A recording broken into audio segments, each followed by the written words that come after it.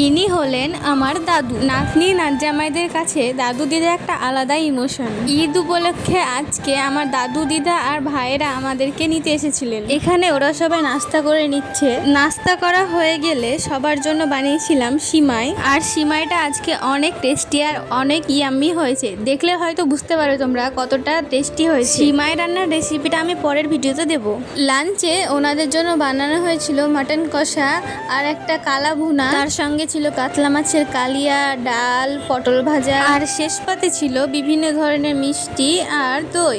তারপরে তো আমরা চলে গেছিলাম প্রাইমার্টে ওনাদের জন্য কিছু কেনাকাটা করতে। অনেক খোঁজাখুঁজির পরে ভাইদের জন্য এই শার্ট দুটোই পছন্দ হলো। তারপরে দিদি সারার জন্য একটা পেন্সিল বক্স পছন্দ করে নিলেন। সবকিছু নিয়ে বিলিং কাউন্টারে আসতেই দাদা বললেন যে এইগুলোর সঙ্গে নাকি একটা টি শার্ট ফ্রি পাওয়া যাবে, একটা নাকি কোন স্পেশাল অফার চলছে। তো তারপরে আমরা বাড়ি চলে আসলাম। বাই।